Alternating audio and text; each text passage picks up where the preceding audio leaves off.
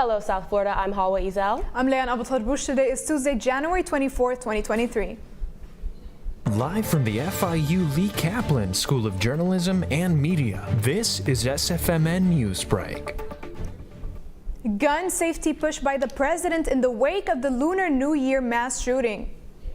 The White House is once again calling on lawmakers to take action toward easing gun-related violence in the U.S. As CNN's John Lawrence reports, this comes after another rash of shootings broke out nationwide.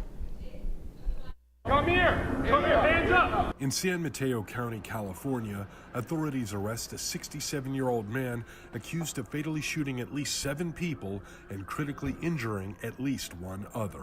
We're working with the district attorney's office and we have a collaborative investigation, and I have all the confidence that together we will get to the bottom of this. In Kansas, 3 deputies and a highway patrol trooper were hurt, and a wanted suspect was killed in a shootout in Dodge City, according to a spokesperson for the Kansas Bureau of Investigation.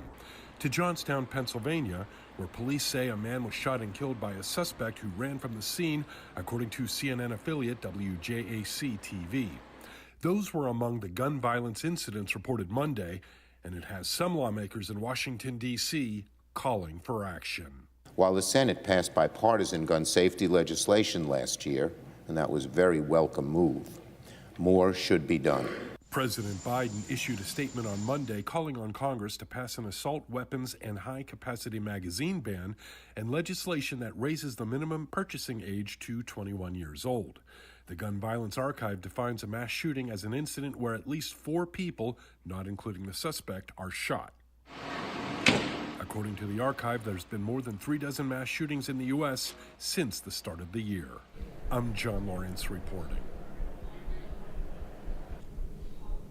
A 2022 study from the American Academy of Pediatrics said firearm injuries are the leading cause of death for people under the age of 24 in the United States. An economic crisis and low wages lead to unrest in Venezuela.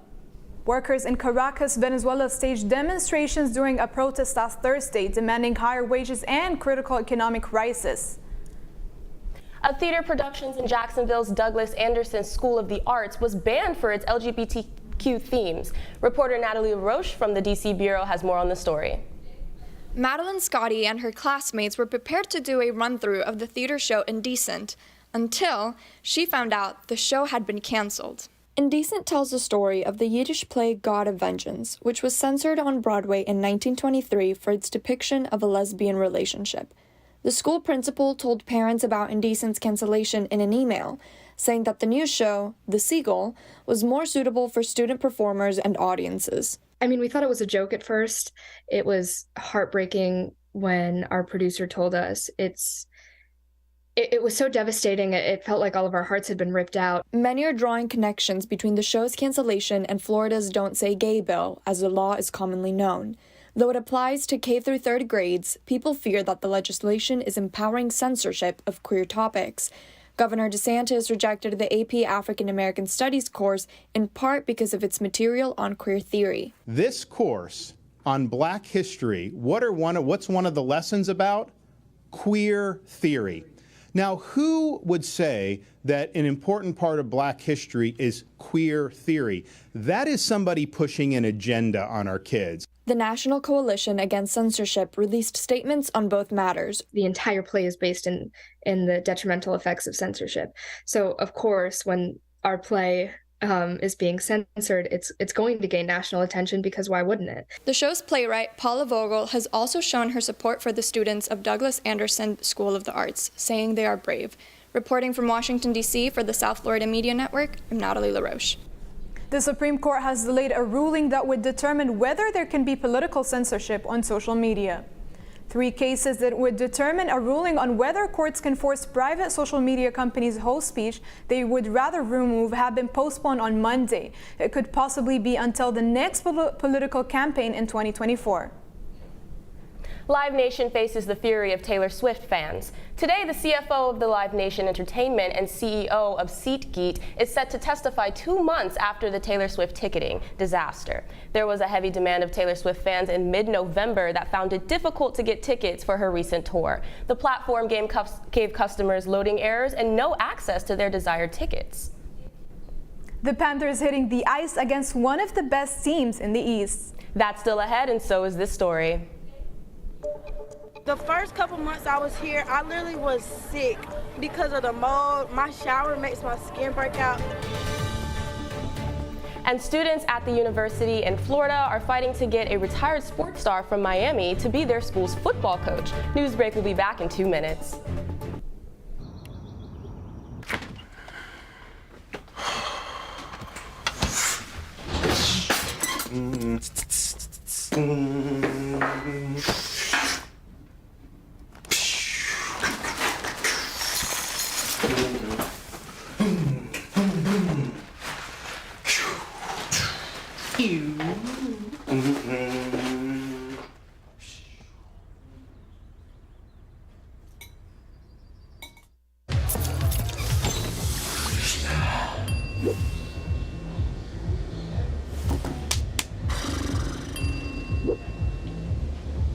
If you need to do something to feel okay to drive, you're not okay to drive.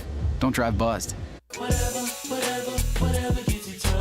There are a lot of ways to reach out to a friend about their mental health.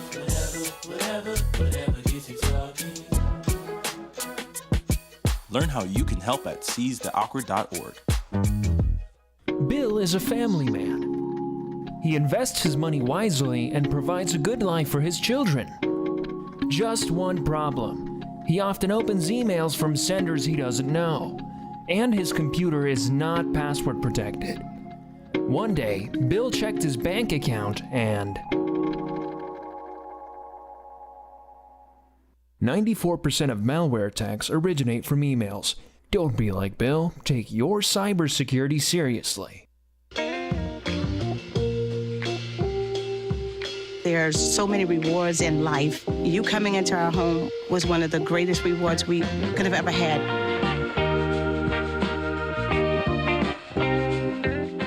Hey, Bobo, do trees tell each other stories? I'm sorry. I'm afraid I don't know that. Hey, why don't we go find out? Listen.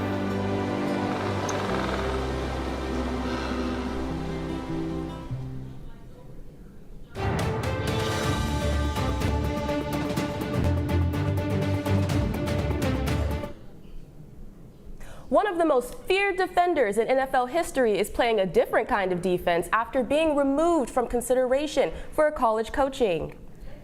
Hundreds of students at Bethune-Cookman University here in Florida staged a peaceful protest. Yesterday's protest was on the campus in Daytona Beach. Students at the historically black college are asking the university to restart contract negotiations with NFL legend and former Miami Hurricane Ed Reed. The Pro Football Hall of Fame broke off football coach over poor conditions of the facilities. Reed later apologized, but the university decided this weekend to reopen its search for a football coach. Students reposting yesterday agreed with Reed's concern, sharing pictures on broken doors and mold in dorm rooms on campus. The first couple months I was here, I literally was sick because of the mold. My shower makes my skin break out because they don't really care about the health of their students. What is the next step? How do we get this solved? What can they do to make this better for all of the students here? So far, the administration has not responded to the students' demands. The Florida Panthers get declawed on the road against the New York Rangers. After a 5-game non-losing streak, the Cats take a devastating loss. Already by 2 points, the Rangers score a hat trick in the final period of the game to dominate the Panthers. The final score was Panthers 2, Rangers 6. The Panthers will move on to play the Pittsburgh Penguins tonight at 7 p.m. That's all the time we have for Newsbreak. I'm Leanna Abutarbush. I'm Hawa Ezel. Get more news anytime at sfmn.fiu.edu.